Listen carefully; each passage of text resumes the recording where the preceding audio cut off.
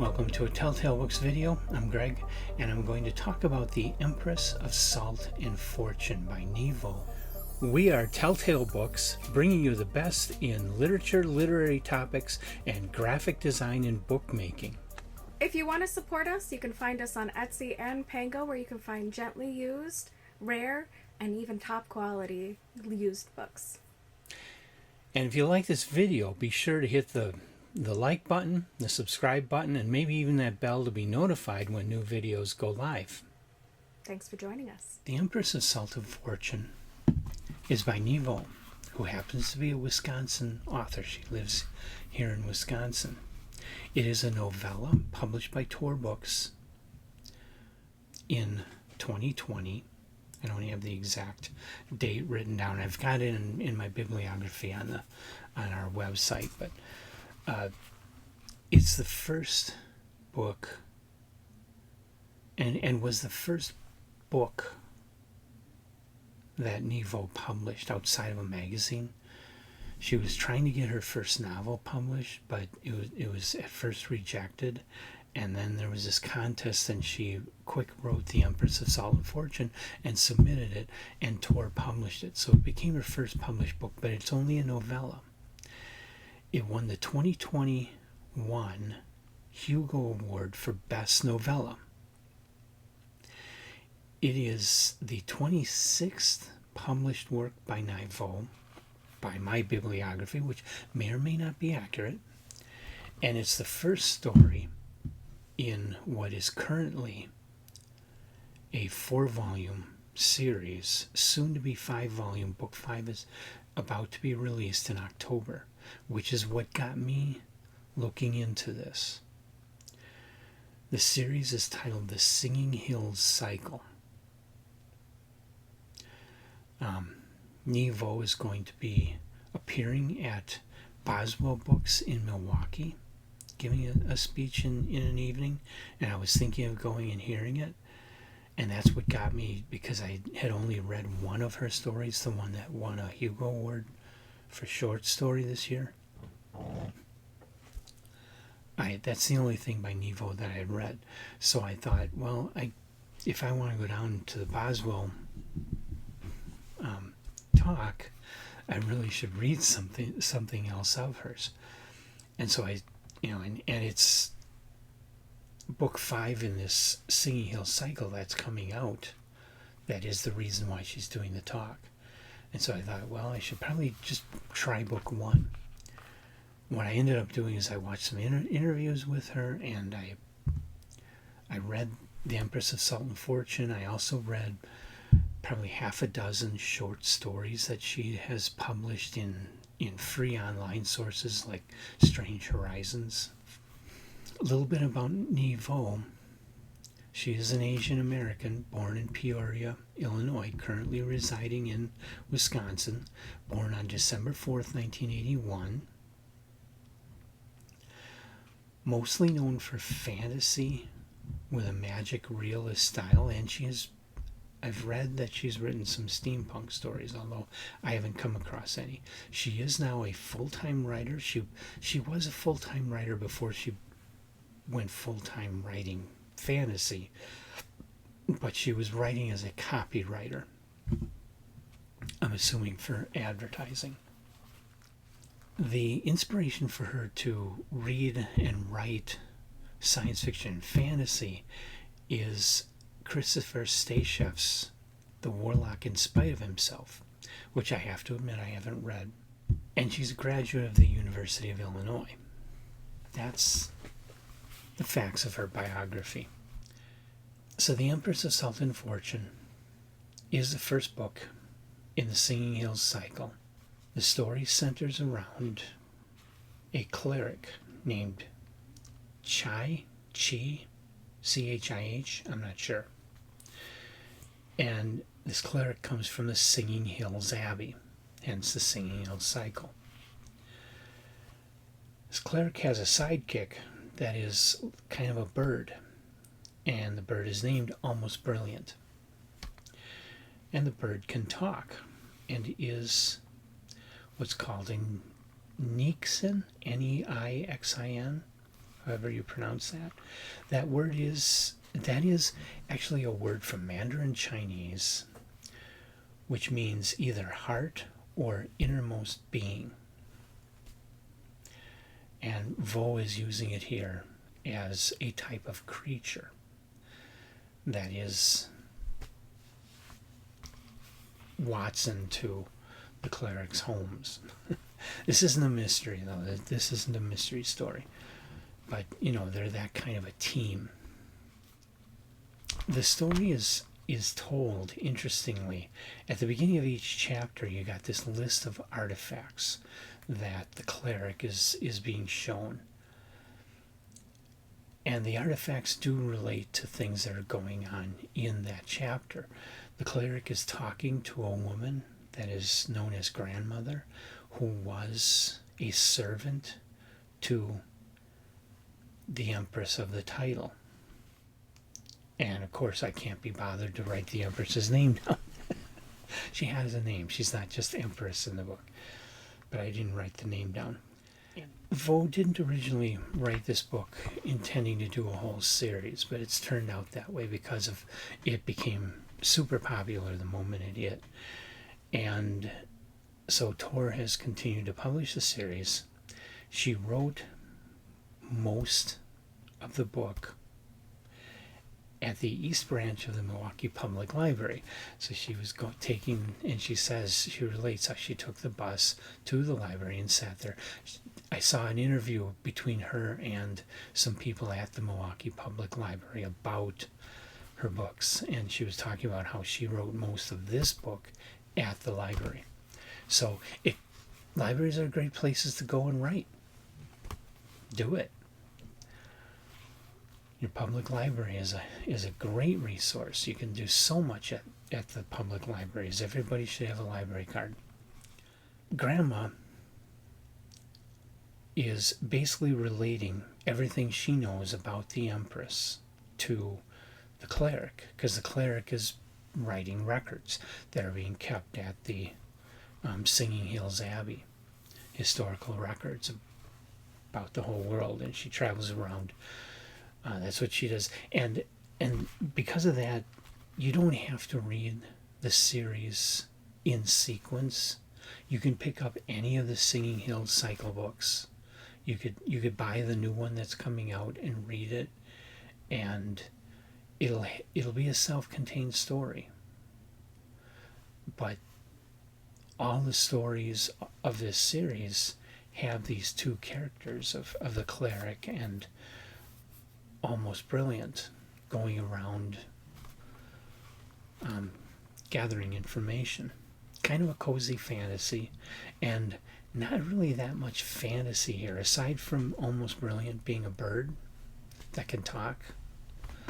And there's a little bit of other fantastical elements to this, but I feel like you could remove those fantasy elements and the story would hold together just as well.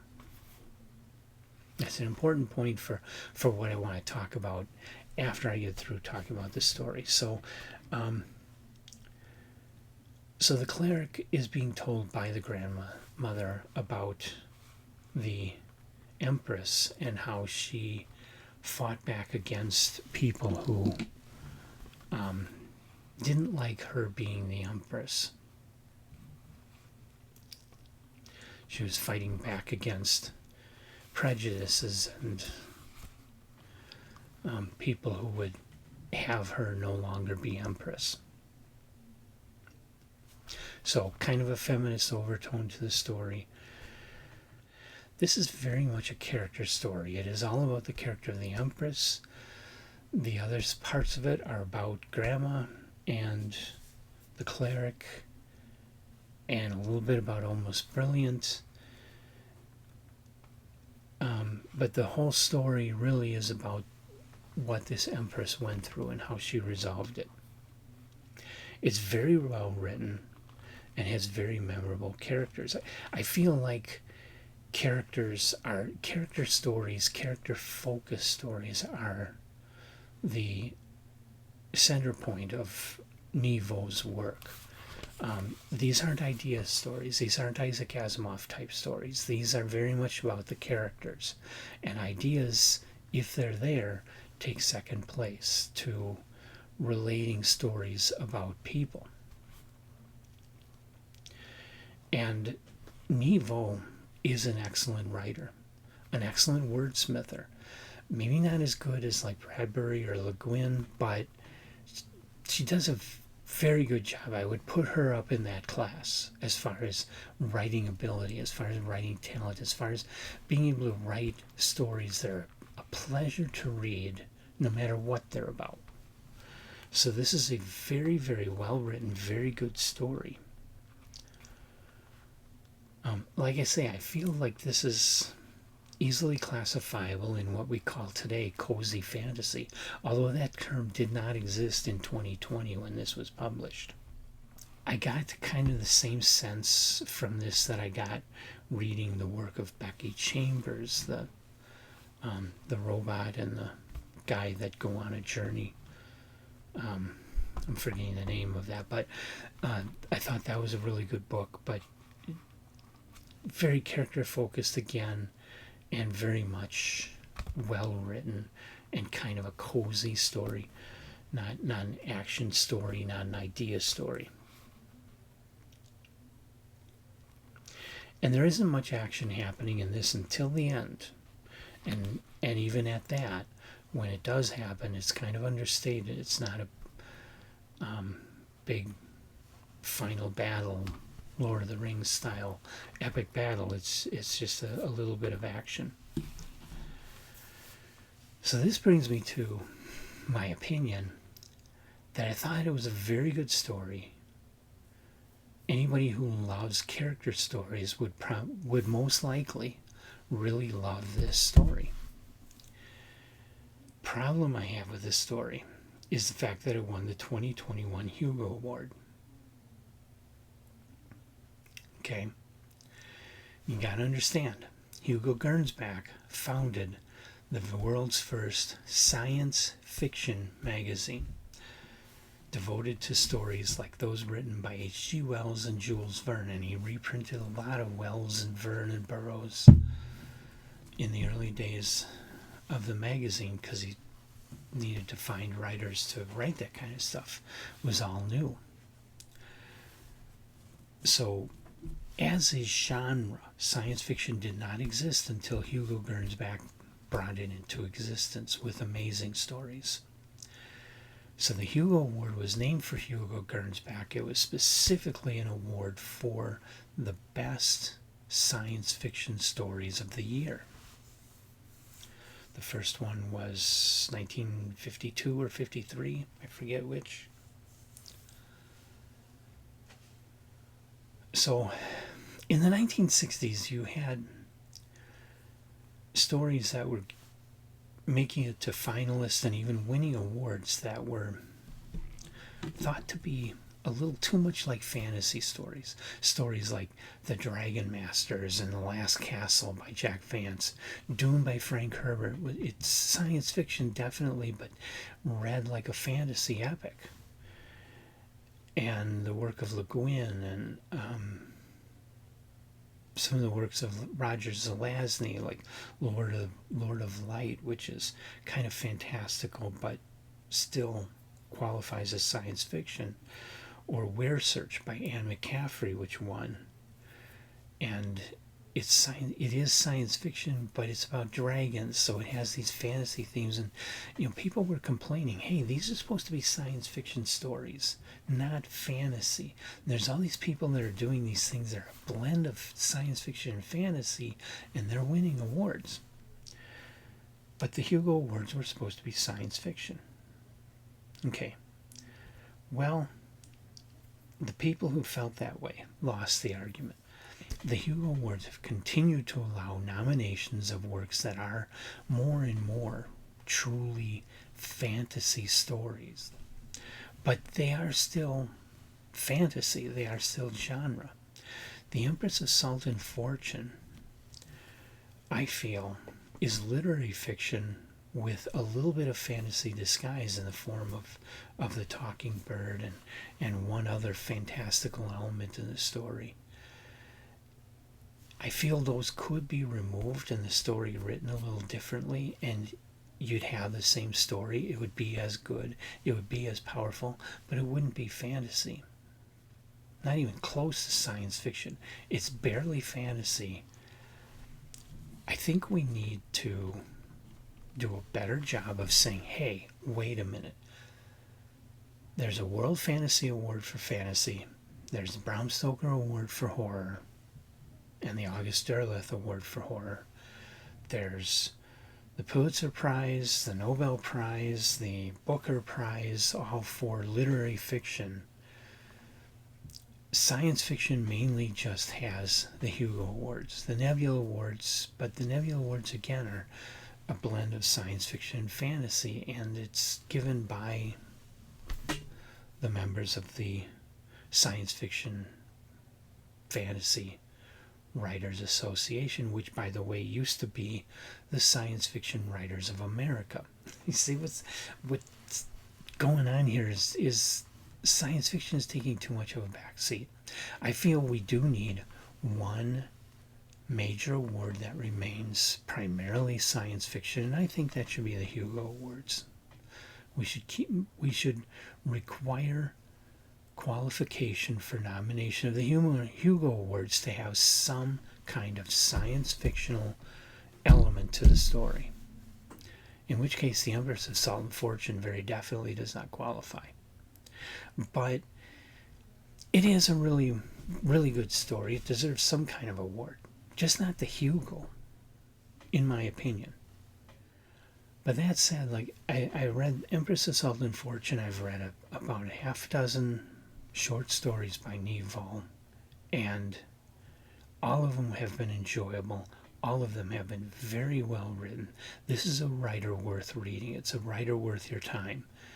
Just don't expect genre fiction when you try this stuff. You can expect something a little more like literary fiction here.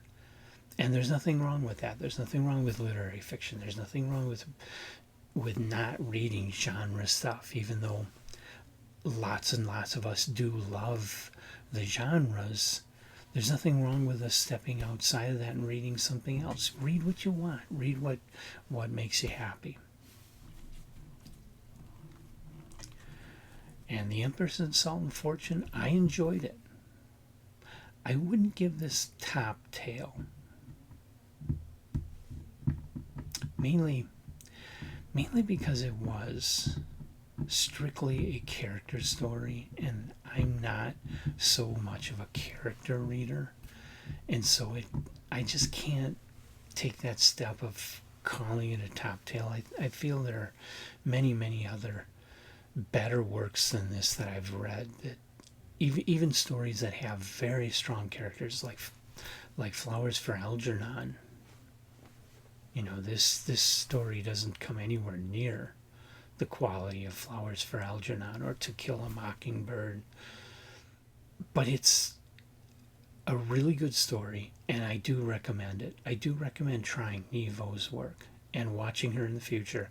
I think you're going to see more really good work coming from this author, whether you call it genre work or not. It's just damn good stories,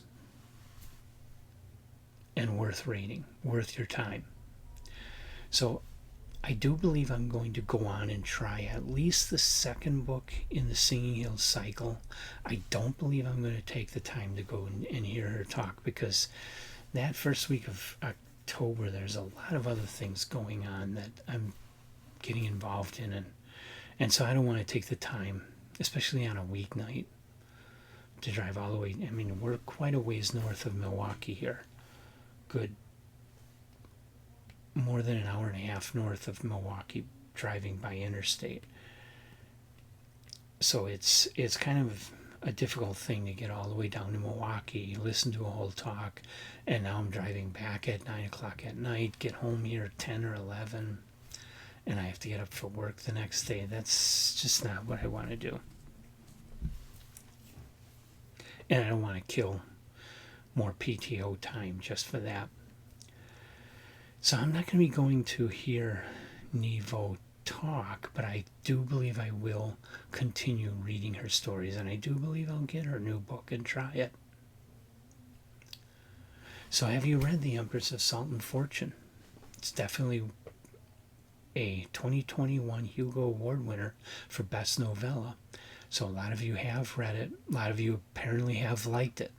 And tell me your thoughts about it. Leave your comments in the comments section of this video for everybody to enjoy and learn from.